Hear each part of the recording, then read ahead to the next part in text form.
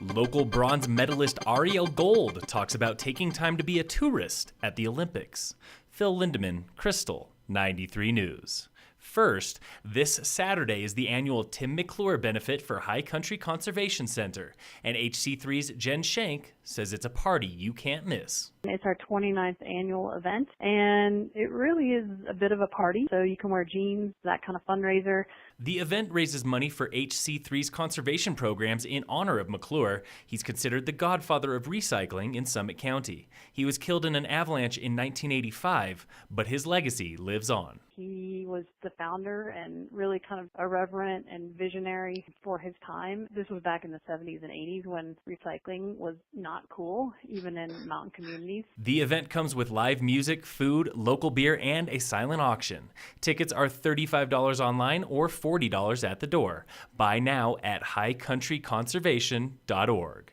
The Winter Olympics are coming to a close, but a group from Denver is looking ahead to 2030 when Colorado could host the Games for the very first time. It was formed in December to explore this idea of whether or not Colorado should even consider submitting a bid for future Olympics. That was Reeves Brown, a member of the Colorado Olympic Exploratory Committee. They've been visiting mountain towns across the state to see if locals even want the Olympics and what it will take to get there in just 12 short years. They visited Breckenridge on Thursday. Foundational to their effort over the next few weeks is reaching out to the communities who may be most involved in such an effort and engaging those communities in a dialogue to get feedback from them. Breckenridge Mayor Eric Mamulo was one of about 40 stakeholders at the local meeting. He's not for or against the Olympics, but he said the meeting raised interesting points he had never considered.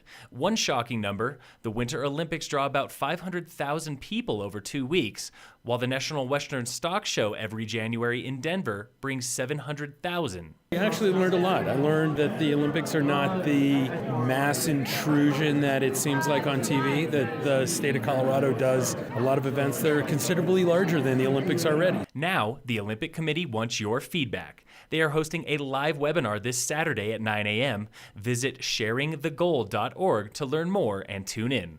The committee decides by April if Colorado submits a bid. Arielle Gold might never come back to Colorado. Being able to stick around and enjoy it this time just made it feel like a completely different experience. I'm not ready to go home. That was Gold, a Steamboat Springs native who calls Breckenridge home and won bronze in women's snowboard halfpipe last week. Since then, she's been basking in the glow of an Olympic final that finally went her way. I've been expecting it to click for a long time just because I've been working so hard trying to get that run dialed in. In 2014, Gold dislocated her arm just days before competing and admits it was almost enough to make her quit the sport she loves. The last time around, after I got hurt, I couldn't get out fast enough. So what was Arielle's favorite part of her Olympic run this time around? It was the crowd-pleasing inverted Michael Chuck on her very last hit. It just feels like it's kind of in slow motion and I can see everything as it's coming around, which is just a really cool feeling. Gold won silver at X Games Aspen this year with the exact same run. Her final contest is the Burton U.S. Open in Vail beginning March 5th. Team USA had an incredible day at the Games last night. Athletes won 5 medals, including a second Olympic gold for David Weiss in men's ski halfpipe. Tonight on the Games, 3 Americans try for the podium in women's singles figure skating. There is also women's ski cross and speed skating. Most coverage begins at 6 p.m. on NBC.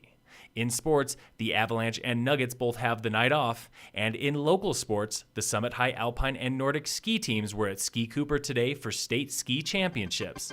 They'll be back on the snow tomorrow. Phil Lindeman, Krystal, 93 News.